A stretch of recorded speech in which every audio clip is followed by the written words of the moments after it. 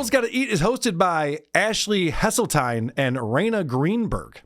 And I'll be honest, this guy, Jack Rockstar, he always suggests shows that we review when I do the crossovers with Dick, because he always finds like fat girl podcasts, and they're great. Yeah. We have a fun time with us.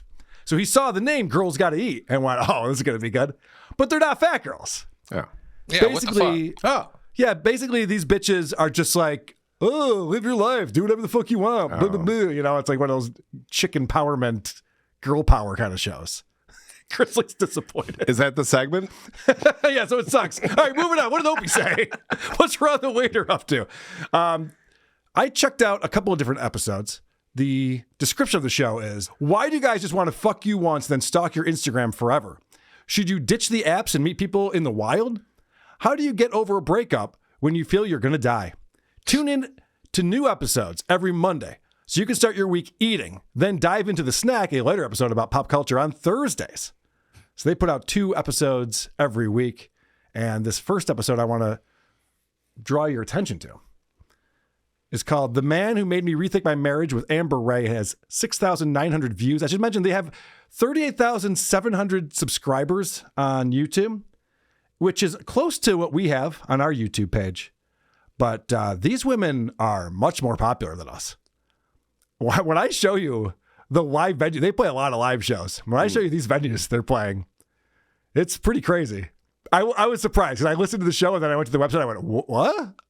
I didn't expect this. I mean, like I said, 6,900 views of this video on YouTube. It's not a lot for a YouTube show. So it starts off with banter, of course. The ladies have to do a little chit-chatting. This podcast is a Dear Media production. Hi, guys. Hi, guys. Welcome back to another episode of Girls Gotta Eat. Welcome back. Hopefully we're coming off an Eagles win. Maybe. Who's to say? We are playing the Vikings. Steelers beat the Vikings. So if they're pre-recording it before the game is played, or if she missed it, she hasn't watched it yet, why bring it up? That's a good point. You know, they're getting this episode on Monday. I mean, the women who listen to this don't care about the Eagles or the Vikings or football, but it's a weird thing to start with. Hopefully the Eagles won. Yeah. If these were dudes, it'd be unforgivable, but right. They're broads, and I know it's not for me, so I'm like, hey, whatever. I know. Well, I think she thinks she's being cool. Yeah, that's kind of their bit, right? It's like, oh, yeah, something about football, like whatever. And it's like, oh, yeah, like that makes sense for this show. They kind of get into it. The one woman is wearing an Eagles sweater, which, you know, defending Super Bowl champions, I'm not that impressed. Well, I'm a big Eagles fan. Like, that's pretty easy to be right now, I would imagine. But don't worry, it doesn't end there. There's more football hilarity to come. Anyway, I hope we fucking annihilated the Vikings. Okay. We'll remove this if we didn't. Our editor loves this. She loves this about me. It's Sunday. We might have to do a cut. A lot of inside jokes, a lot of giggling on this show. Most things crack them both up. Yeah, Pretty I got wild. about 2 seconds in when you sent me the clips, and I was like, Carl, what the fuck? Yeah, I know. This is a rough one. That's usually how it goes. So I should mention the banter goes on for about 30 minutes. Now, there's a ton of ad reads. These women seem to be making a lot of money because they have tons of ads, and the ad reads go on for a long time. It reminds you of the old days listening to Howard Stern in the car, where you turn it on, he's like, all right, we're going to go to break. I'm like, fuck, I'm not going to hear any Howard Stern today. My entire commute is just going to be advertising. Did you catch any of the advertising on here, Johnny? A little bit, yeah, if you want to go ahead and play some of that. I mean, the beginning of it, they just rattle through who the sponsors are. And I'm like, well, that's not very good advertising. No. And then later on, they have like long breaks where they go through and explain to you why all of their advertisers are the greatest advertisers who've ever advertised. It's like they gave us the snack first of like, here's all the advertisers, and then they eat later. Yeah. I need to know more. Yeah. Oh, come on. All right, so like I said, each episode has about 30 minutes of just nonsense, banter, chick shit, and then they bring in their guest. So Amber Ray wrote a book, and so she's coming on to be interviewed. This is her backstory. So 4 years ago, while married, I looked into the eyes of a stranger, and I had this knowing feeling of, he's your person. And it was this crazy moment because, of course, I was married. I'd left New York in the pandemic, and I was in Todos Santos, Mexico, building a land project with my then husband, who is now my business partner. And we were in the throes of that, and I was desperately trying to convince myself that the relationship was right. We were 9 years in. We were best friends. We were never really romantic partners, had a sexless relationship, but we were good friends, and we got along, and there were things that worked. So basically what this woman is doing is she's selling this story, and she's selling this to a lot of married women. They're like, hey, is your husband a limp dick that you don't give a fuck about anymore? Do what I did and just start fucking a hotter guy. What's 'Cause crazy? that's what her story is. And the women here on the show are rooting it on the whole time. Like, yeah, you go get it. You go get that dick. Go for it. Well, and it's crazy too, because it's like, it's the way she talks is like how no one talks. Yeah. It's like she wrote it all. It's like she's reciting like the forward to her book or something, because it's like, who uses throws in day to day? Like the way she's talking is like fucking Chat GPT, or like someone who was smelling their own farts too much wrote that. The way that she talks about this, I have a few examples here. It's almost like she's writing a Disney story, but not for kids. Yeah. Well, I guess a lot of Disney's not for kids these days, but for married women who are in their 30s, who are like, guys still want to fuck me, and I'm stuck with this bozo. I think that that's who would care about this book, is the message is, yeah, leave your husband. Go get that guy who's like, seems like he's way hotter. He's got more shit going on than him. Well, part of that too is like in that like story crafting, it's how she can like distance herself from like I just like totally fucked a bunch of shit up because I just like saw a guy. So it's like, oh no, this is actually like my journey unfolding, you see. It's literally this thing where it's like, oh yeah, I saw this guy and we had, this meet cute, and then we were in love ever since. Like, well, that's not reality. That's not what happens anyway. But every woman wants that to be their reality. Right. So it's a nice little story like, oh, that'll happen to me someday. It won't. You're fat. Not the point. So she questioned a lot of things when this happened to her. The good on paper guy is almost harder to leave because it's like nothing's wrong. And It is harder to leave. Yeah, there's not a big thing. Shouldn't I be more grateful? Is something wrong with me that like this isn't enough? And like, do I need to fix some part of myself? And that was kind of like where I was at. I was like, do I like women? Is that what, is that what my good on paper guy isn't good enough? It was like, it must be something that's wrong with me. Wait, being gay means there's something wrong with you? Is that what you just said? Wait a second. I don't think she meant that. Yeah, you know what I did realize is wrong with her, though? Typical, where's the woman alert button at? But I don't know if you guys noticed this, but she has a mic in front of her, correct? Yes. Does it still sound like the laptop audio, or? It might be. I have one of those Yeti mics, and she's not using it correctly. Right. That's why I'm like, wait a second. Is that just there for Chungus purposes? I'll give her a pass only because she's not a podcaster. She's just being interviewed. Fair. She's a guest on the show. But yeah, I know what you mean. For you, this must be driving you crazy. I think it's funny. It happens all the time. I love it. Okay. All right. I'm glad to hear that. So I think that's interesting that the women think like, I don't like my husband. What am I, gay? Do I want to fuck girls? Whereas guys are never just like, I don't like sleeping with my wife anymore. Do I want to suck dick? Is that what's going on? I'm not jerking off to gay porn, but you both want to suck dick. let's explore some angles here. So then we find out this guest here, Amber Ray, has a ton of daddy issues. And that's really what all of this comes down to. It usually is. So she's talking about her father who left her mom while her mom was pregnant. I learned that he fucked your best friend. And I learned that he was also an addict. And I learned that he got behind the wheel under the influence, and his best friend who was getting married the next day died in the car crash.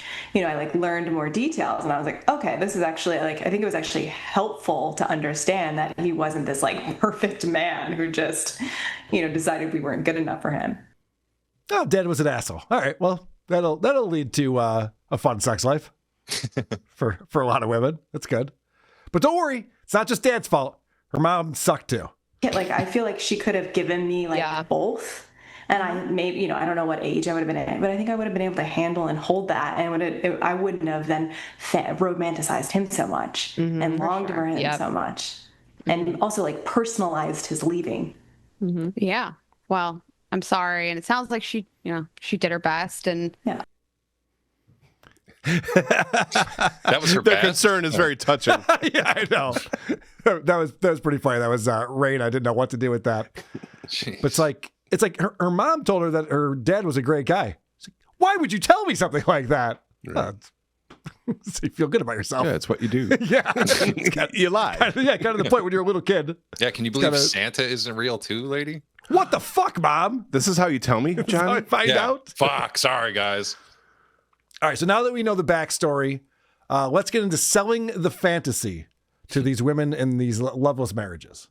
It was the moment that they walked toward us and I connected eyes with him that I had this kind of feeling of hello again. And it felt like I was home. And just, you know, he said, hello, I'm John. And I like tilted my head and he tilted his head. And I was like, hello, John. And I like led him in and we did the whole pitch of the land and the house and everything we were doing. But the entire time I just was like, could not understand what was pulsing through me. And my ex like went and talked to the two people about business, and John and I were kind of like in this bubble for hours. They were supposed to be there for an hour, and 5 hours later I was just like, wow, okay, this feels like my person. But in the moment I was like, that's crazy, maybe in another life.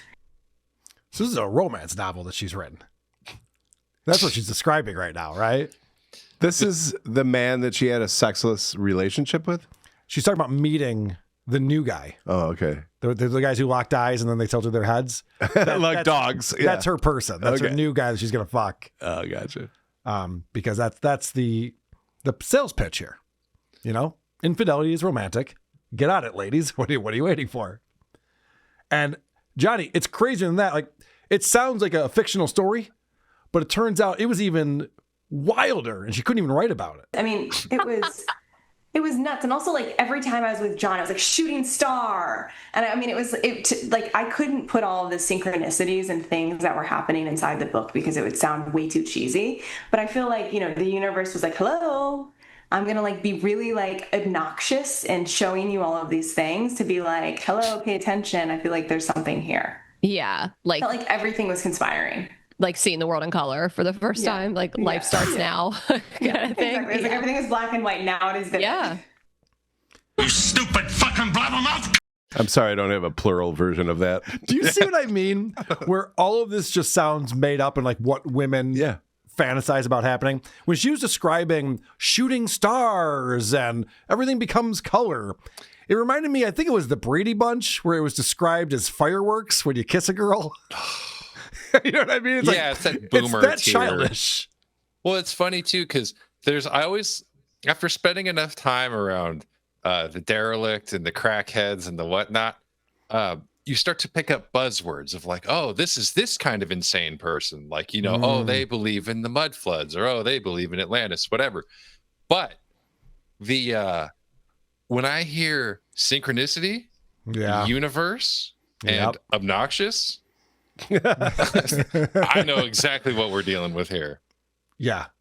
And to your point earlier, this is an author who's reading the foreword or you know, reading the blurb on the back. This is not just a conversation you're having with a real person. Right. It doesn't seem like. Yeah. And, I didn't leave this guy and potentially fuck up my whole business and then guilt him into being my business partner now. No, this is the universe working. Yeah. The story, there's no way this would work out for anyone ever. Yeah. She marries this guy. They go into business together. They're working on this project. She decides to fuck this other guy. And the husband's like, good for you. The way that he loved me was that he wanted me to experience the best love that I could experience. And I think he knew on some level, of course, that like that was not what we had. And so he was watching me like almost like fall in love, real love for the first time. And he even said like, I'm happy for you. Come on. This is getting too stupid now. Could you imagine there's women out there cheating on their husbands? They come out and they're like, oh my gosh, I have the best news. Sit down. I got to tell you about this guy I just fucked. Do you know what multiples are? Look, I experienced real love today for the first time. I know. Like rubbing it in the face, too, of the spouse. Maybe literally. Seriously, smell my pussy. Part of me thinks, though, is listening to her even for 10 seconds. You go, God, this is the most airheaded fucking. Do you think that guy, her ex-husband, was just so sick of it that he was like, hey, man, that guy's, you know what? You guys hit it off real Go fucking for well. it. Like, you know what? Like, that's the only way that would make any kind of sense to me. It's be like a mom trying to set up her daughter or something like, so John's cute. You know, like that boy you met today seemed like he really liked you. It's totally what it's like. And if you don't like him, maybe. No, I think there is something to that. I think the husband was also just like, get this fucking bitch away from me. That's awesome. She's your problem now. I'll be your business partner, but I will not sleep in the same house as you. Right.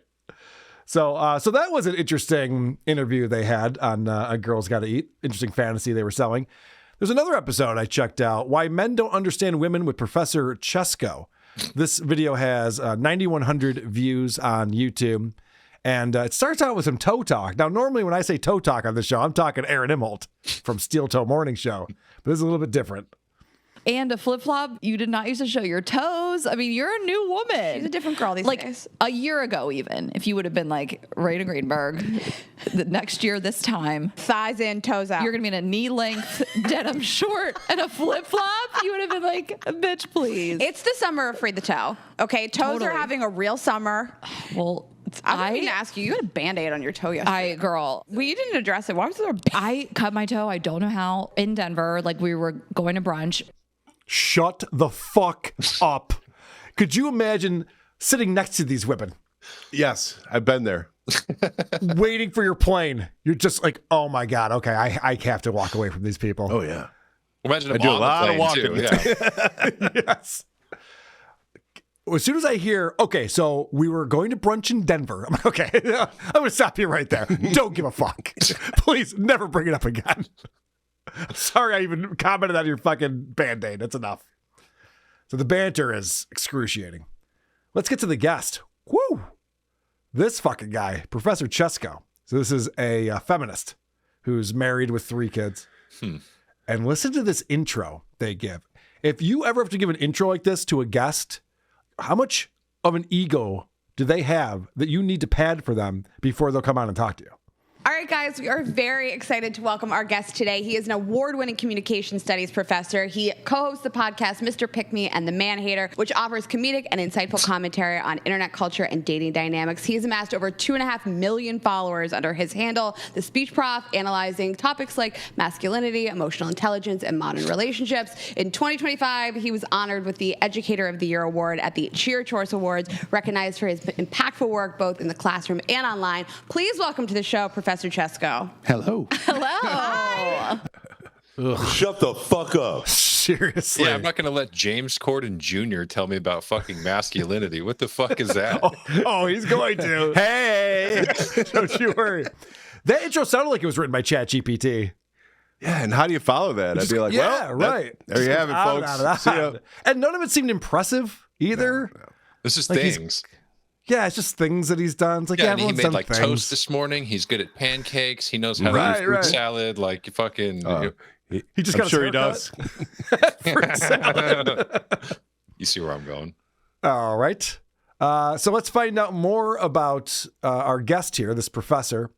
And he is talking about how he was raised, which is probably why he's a male feminist. And the girls love this. They are so excited about it.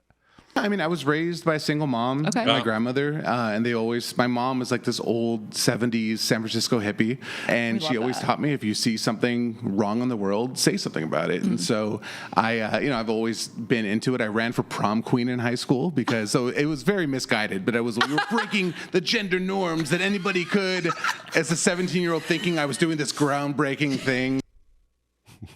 Why are they losing their minds over that? Because he's awkward.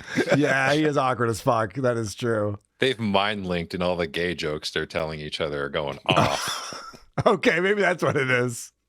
I can't give him that much credit, unfortunately. Yeah. So this guy, he wrote some papers in college, and one of the things he wrote about was hate crimes, and not just any types of hate crimes. So this is in his gender studies class. I ended up getting a degree in gender and communication. As I joined a speech and debate team. I got a full ride to grad school where I studied feminist rhetoric again, and where I wrote about hate crimes in World of Warcraft, which is a whole... Like the video game? The video game World of Warcraft. And so... He wrote a paper about hate crimes in World of Warcraft.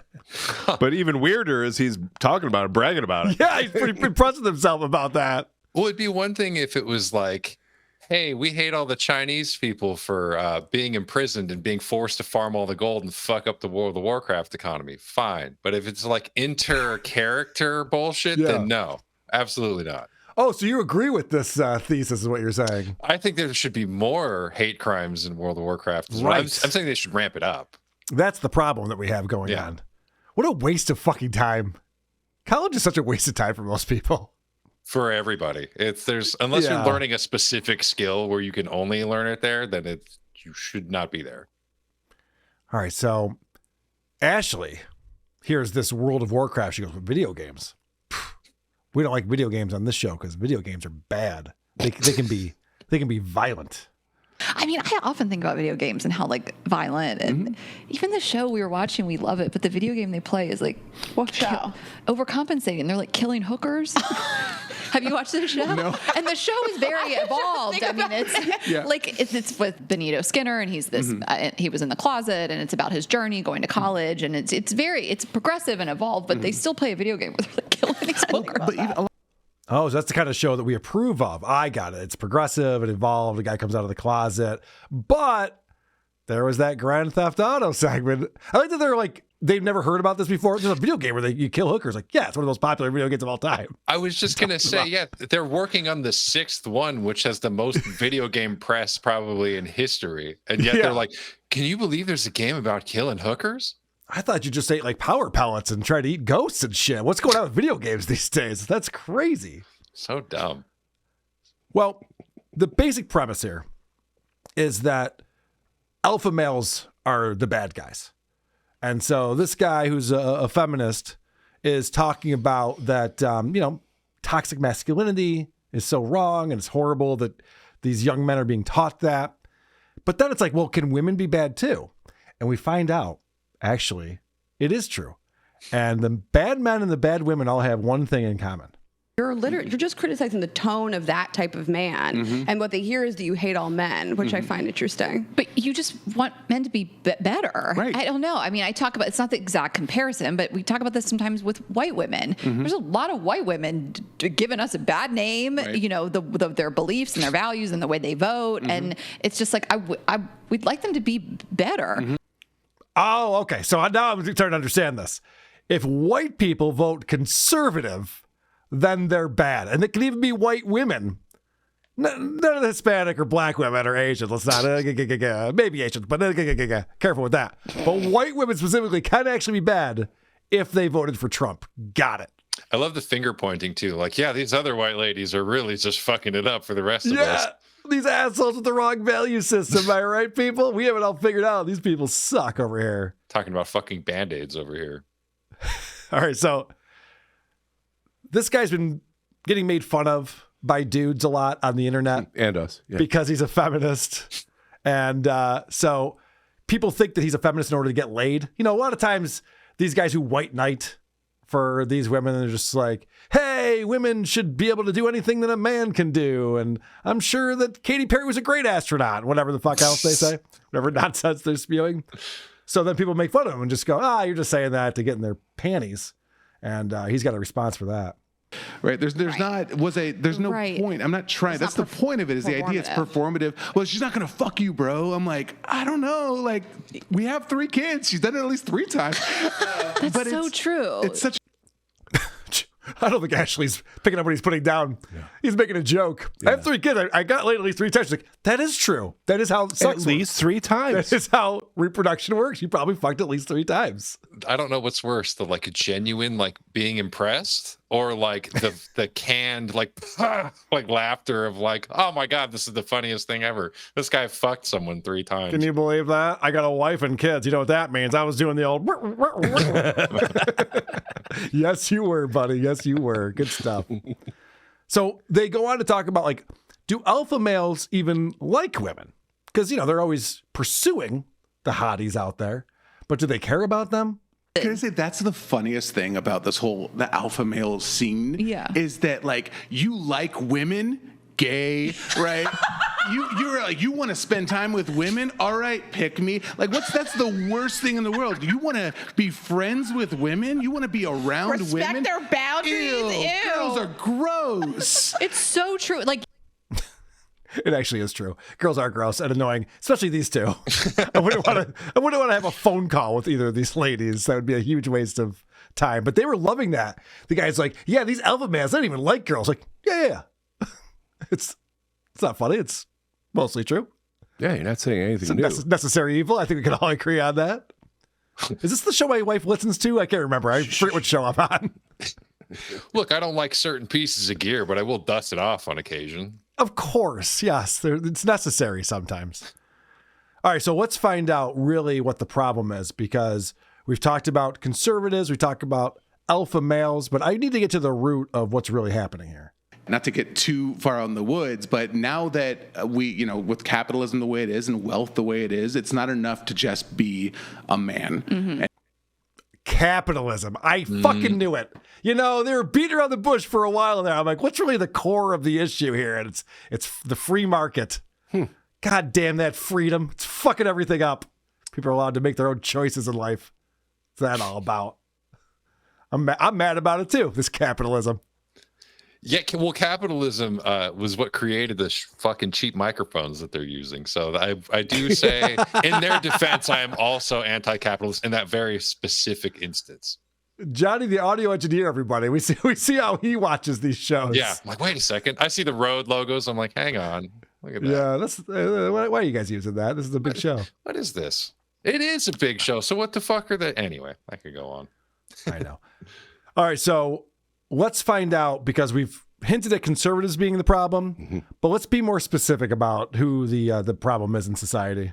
When no-fault divorce was introduced, female suicide dropped by 20% immediately. Yeah, and the Republicans are trying to bring it back. Of course, that's the horrific thing. But yes, Republicans, this is what they just said. Republicans want women to off themselves. Republicans are like, we will give you a free ticket to Greenland if you want to take it, ladies. On us. How did we arrive at that? I don't know. These people are fucking crazy. That's the problem when you get people like this type of thought process together in a room. They say crazier and crazier shit and no one challenges them on it. So you just go, yeah, and Republicans want women to kill themselves. Yeah, well, I know. They're pretty fucking evil. So. Getting sick of it. What are you going to do about that? Hey, man, girls got to eat, I can... So they're talking about those darn alpha males again here. They'll have advice about what she means when she says no. They'll literally will like, well, how to tell if she actually means no, and the answer should be she said no. Right. That's how you know she means no, because she said no. As if there's no nuance to anything in the world. This woman, the previous clip we were playing from their merch store, is wearing a shirt that says "Boys Lie," but women, when they say no, it just means no. Okay, sure, why not? Very black and white, the way that these people live their lives. Well, what would have happened to that lady if that guy, her star-crossed lover, would have been like, actually, no, like, I got a wife and kids back home. Like, how would she have handled that? Well, she would have made up a story like she did to sell it to other dumb women who are desperate to get out of their relationship. Because I'm not buying any of it. Yeah. All right. This is just for some fun for us. They recorded the show on the Wednesday after last year's election, when Donald Trump won the election. And it's just fun to watch how they reacted to that. We're recording this Wednesday morning. We have the election results in, and Donald Trump has won the presidential election. So a convicted felon, twice impeached, is back in the White House. And what I feel today is a lot of grief and anger and sadness over this decision, and done a lot of crying and self-reflection. She's been crying about it. Self-reflecting. Wow, can you believe this guy got elected? I need to really work on myself. Like, yeah, it doesn't even make sense. Well, what you should be doing is, why am I crying about this? Why am I taking this so seriously? There was a lot of people who fucking were, it was like weeping and gnashing of teeth kind of levels of like, really? Like, you think any other president was better by like, it was just so like, it's all so performative that it's just like, just fuck off. Well, it's performative to a point. And then I think some people get sucked in and think this really is life or death. No, this broad said, I got to talk about this, so I should probably act sad, you know? Mm-hmm. I don't know. They tear up in this episode. Oh, good. she's balls deep into it. Which actually is pretty funny. But yeah, also, you don't have to record a podcast Wednesday morning if this is how you feel. Just be like, you know what? Give me a day to think about this one. I've been crying about who the president is. But they're wrestling with this thing where it's like, not only did Trump win, he won by a landslide. We really have to take a look at him winning this fair and square and winning the popular vote. You know, I don't know what I would have preferred because it was so hard to stomach that Hillary won the popular vote, and it makes you even more mad at the Electoral College and the way our political system is structured. But he took both. Yeah, it's an interesting question. Like, what I'd rather, like, you know, he took Miami for the first time in 36 years. It went Republican. Georgia, Pennsylvania, all these swing states. Georgia. I mean, people really came out in droves for him. And she goes, Georgia, come on, I was counting on you, Georgia. Jesus Christ. Like an anime villain. Yes. Don't get me started on Georgia. this is what people want. I might be against every policy I've ever heard him speak, and I really do believe that, but I have to hope that my worst fears won't be realized. Yeah. And they're not even having a real conversation. They're both staring at their notes. So you can see that Rayna's just reading all of this as she's talking about it. Not doing good. Well, they're not good notes then, actually. No, they're not great notes. Anger, sadness, grief, policy. Like reading nutrition facts labels to each other. Right, yes. Sodium. Tell myself that nothing is ever as bad as you think it's going to be, and that there's like good people in the government that want what's right and best for us. And I know there's so much like good in this world. This audience is amazing, and the messages we got were so incredible. And so many of you said I voted for the first time, and I had really hard conversations with my partners, my parents. I'm really proud of like what you and I have done, and Tessa and this audience. And there is good in this world, and I want to thank all of our listeners for having those tough conversations and voting. And okay, I mean, what kind of relationship do they have? What parasocial relationship do they have with their listeners if they're writing and going, "Listen, I talked to my parents. I tried to talk them out of voting for Trump. I'm beside myself, but I did everything I could. I'm one of the good ones over here." Yeah, you wouldn't believe it. I actually voted for the first time because of you guys. It's like life changing my whole world over here. It's a relationship podcast. It's a light, fluffy relationship podcast where they giggle about male feminists. And who doesn't? That's what blows me away too, is because like if you wake up the next day, like if you fell asleep the night before or even the night of the election results, it's just like you wake up and the Google homepage, everywhere you fucking look has it. Like, why the fuck would you need to be like, hey, breaking news? It's like, let me guess, is Michael Jackson dead too? Well, hold on a second, Johnny, and that is sad. But this is a collective group hug that they have to have together to get through this. Oh, right, you're right. This is very upsetting, but they do want to thank the people who did vote correctly on this one. If you dedicated your time and energy, even if it was just to go out and vote for Kamala and protect women's rights or our democracy or hope for a more unified country, whatever the reasons you would have wanted to vote for her, you should hold your head up high. You should be proud. And if people are trolling you or rubbing this in your face, like that just speaks to their character. And you wouldn't do that if the roles were reversed. And so I want people to feel like that. And I want people to understand what she did was remarkable in the short amount of time with all the odds stacked against her, the money she raised, the people she inspired and empowered, the way of us felt when she was running is a feeling I don't want to forget. And I want to give her flowers for like oh my fucking god the position she was put in and what she did with it. Not cry. I just I don't think this is performative. I think she literally is crying. I'm sad. I mean, imagine thinking that Kamala Harris did a good job running for president or that she ever had a chance. I'm sure the history books would be like, yeah, she should have won that one. She was the answer, all right. I think she started hearing herself as she was talking and was like, why am I fucking going down this path? Like, god damn it. I sound like an idiot. Yeah. You guys are giving her way too much credit. All right, I hinted at this earlier, so I was checking out their website. So Girls Gotta Eat. Oh And, God, it's one of those fucking banners that's like a whole video just in the bit. It's so goddamn distracting anytime I see that shit. Okay, so this is the thing that really blew my mind because, you see them doing some live stuff. They're up on a big stage, and, we've done that, obviously, and Who Are These Podcasts? The Dick Show's done it many times. This photo right here, I was like, whoa, what's going on here? This is a 4,000 person theater, would you say? How many people are in were they opening for someone? Were they opening for Motley Crue or something? What's going on here? Well, definitely not Motley Crue, because if you look into the audience, it's all women. And then there's this dude. What a cock. What a fucking loser. He's sitting there going, empowerment. He's got a little propeller beanie on and everything. So, and I guess this Ashley, I guess she does stand up. She's been touring around a lot. I did check out the tickets. And they got a show coming up in New York City on December 13th. And so I was like, oh, all right, maybe I'll go to that. So I went to purchase tickets. Shut up. And went to go see what we're talking about here. I'll probably grab 2 tickets. Chris will want to go. Between $16 and $107. Yeah, I can afford that. That's no problem. So let's see. What do we got? Let me choose my seats. So this is December 13th.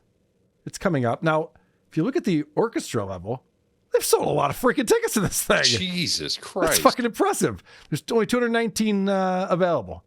Mezzanine, that's a little bit rougher. It's a lot of tickets available there. And then the balcony.